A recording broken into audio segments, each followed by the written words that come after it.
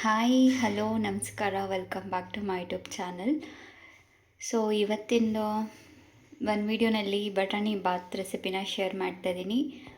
ಖಂಡಿತ ನಿಮಗೆ ಈ ವಿಡಿಯೋ ಇಷ್ಟ ಆಗುತ್ತೆ ಅಂತ ಅಂದ್ಕೊಂಡು ಶೇರ್ ಮಾಡ್ತಾಯಿದ್ದೀನಿ. ಎಂಡ್ವರೆಗೂ ನೋಡಿ. ಈ ರೆಸಿಪಿ ನಿಮ್ಗೆ ಇಷ್ಟ ಆಯಿತು ಅಂದರೆ ನೀವು ಕೂಡ ಟ್ರೈ ಮಾಡಿ ಆ್ಯಂಡ್ ಹೇಗೆ ಬಂತು ಅಂತ ಕಮೆಂಟಲ್ಲಿ ತಿಳಿಸಿ. ಆ್ಯಂಡ್ ಇದನ್ನು ಮಾಡೋದಕ್ಕೆ ಏನೇನು ತೊಗೊಂಡಿದ್ದೀನಿ ಅಂತ ಆಲ್ರೆಡಿ ಇಲ್ಲಿ ಡಿಸ್ಪ್ಲೇ ಮಾಡಿದ್ದೀನಿ.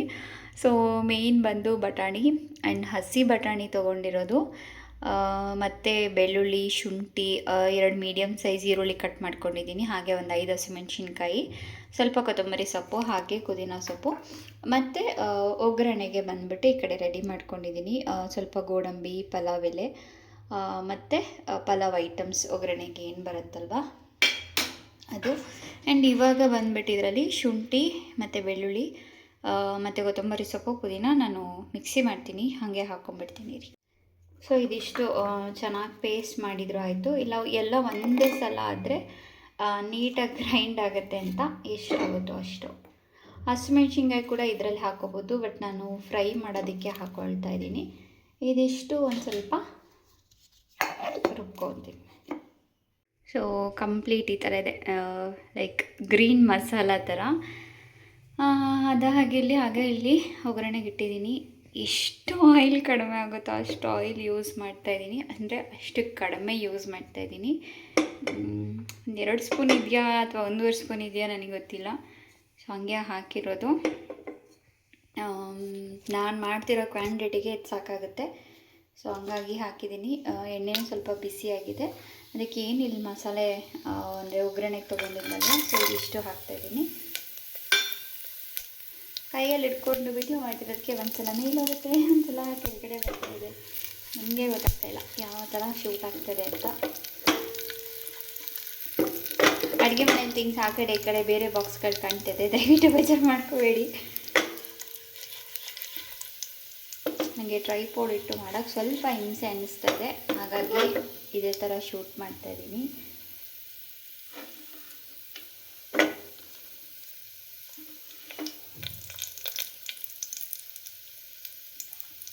ಹಾಕಿದ್ಮೇಲೆ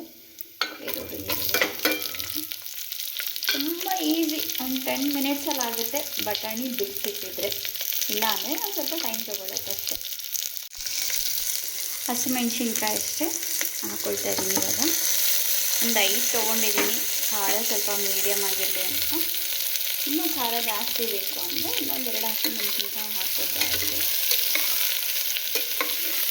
ಈರುಳ್ಳಿ ಸ್ವಲ್ಪ ಸಾಫ್ಟ್ ಆದಮೇಲೆ ರುಬ್ಕೊಂಡಿರೋ ಮಸಾಲ ಮತ್ತು ಬಟಾಣಿ 2 ಹಾಕ್ತೀನಿ. ಇವಾಗ ಬಟಾಣಿ ಹೇಳಿದ್ನಲ್ಲ, ಹಸಿ ಬಟಾಣಿ ಒಂದು 1/4 kg ಬಿಡಿಸ್ಕೊಂಡಿದ್ದೆ ಅನಿಸುತ್ತೆ.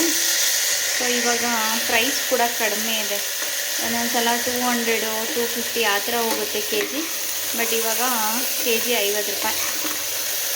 ಆರಾಮಾಗಿ ತೊಗೊಂಡು ಒಂದು ವಾರ ಎಲ್ಲ ಯಾವುದೇ ಪಲಾವ್ ಮಾಡಲಿ, ಇವನ್ ಟೊಮೊಟೊ ಬಾತ್ ಮಾಡಲಿ, ಎಷ್ಟು ಬೇಕೋ ಅಷ್ಟು ಯೂಸ್ ಮಾಡ್ಬೋದು ಕಮ್ಮಿ ಪ್ರೈಸ್ ಇದ್ದಾಗ.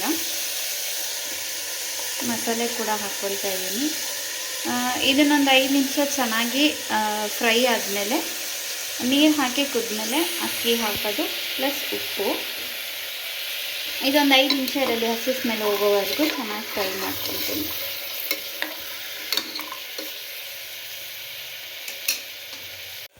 ಸೊ ಮಸಾಲೆ ಎಲ್ಲ ಚೆನ್ನಾಗಿ ಕುದ್ದಿದೆ, ನೋಡ್ತಿರ್ಬೋದು ನೀವು. ಸೇಮ್ ಜಾರ್ ತೊಳೆದಿದ್ದು ಒಂದು ಸ್ವಲ್ಪ ನೀರು ಹಾಕಿದ್ದೆ. ಸೊ ಮಸಾಲೆ ಎಲ್ಲ ಚೆನ್ನಾಗಿ ಬಂದಿದೆ. ಇವಾಗ ನೀರು ಹಾಕ್ಕೊಳ್ತಾ ಇದ್ದೀನಿ. ಸೇಮ್ ರೈಸಿಗೆ ನಾನು ಬಂದು ಒಂದು ಮೀಡಿಯಮ್ ಗ್ಲಾಸಷ್ಟು ರೈಸ್ ಹಾಕ್ತಿರೋದ್ರಿಂದ 2 ಗ್ಲಾಸ್ ನೀರು ಹಾಕಿ, ನೀರು ಸ್ವಲ್ಪ ಚೆನ್ನಾಗಿ ಕುದ್ಮೇಲೆ ಹಾಕ್ತೀನಿ 1 ನಿಮಿಷ. ಸೊ ಫೈನಲಿ ನೀರು ಹಾಕಿದ್ದೀನಿ, ಎಷ್ಟು ಬೇಕೋ ನೋಡಿಕೊಂಡು. ಒಂದು ರೈಸ್ ಕೂಡ ಈ ಕಡೆ ತೊಳೆದಿಟ್ಟಿದ್ದೀನಿ. ಈಗ ರೈಸ್ ಹಾಕಿದ್ದಾಯಿತು, ಉಪ್ಪು ಕೂಡ ಹಾಕಿದ್ದೀನಿ. ಉಪ್ಪು ಹಾಕಿದ್ದು ಸಿಕ್ಕಿಲ್ಲ ಅಂದರೆ ವಿಡಿಯೋ ಶೂಟ್ ಮಾಡಿಲ್ಲ. ಒಂದು ಕುದಿ ಬಂದಮೇಲೆ ಕುಕ್ಕರ್ ಮುಚ್ಚಿಬಿಟ್ಟು 3 ವಿಷಿಲ್ ಬಂತು ಅಂದರೆ ರೆಡಿ ಆಗುತ್ತೆ.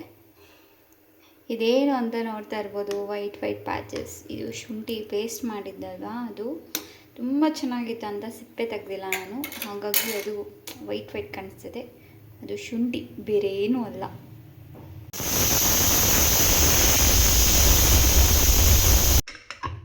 ಫೈನಲಿ ರೆಡಿಯಾಗಿದೆ. ಹಾಂ,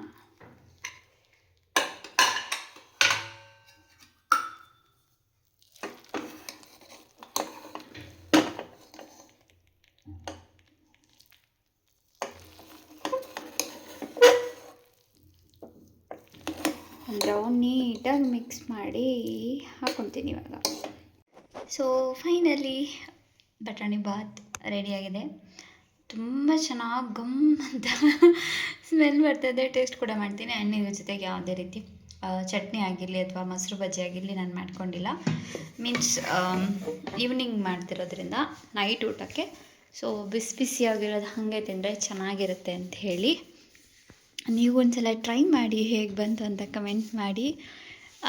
ನೆಕ್ಸ್ಟ್ ಬೇರೆ ಒಂದು ಸೀರೀಸ್ ಮಾಡೋಣ ಅಂತ ಅಂದ್ಕೊಂಡಿದ್ದೀನಿ. ನೋಡೋಣ, ಮಾಡಿದರೆ ಖಂಡಿತ ಯೂಟ್ಯೂಬಲ್ಲಿ ಶೇರ್ ಮಾಡ್ತೀನಿ ಅಂತ ಹೇಳ್ತಾ ವೀಡಿಯೋನ ಅಲ್ಲಿಗೆ ಎಂಡ್ ಮಾಡ್ತಾಯಿದ್ದೀನಿ. ಯಾರ್ಯಾರು ವೀಡಿಯೋ ನೋಡಿದ್ದೀರಾ ತುಂಬ ಥ್ಯಾಂಕ್ ಯು.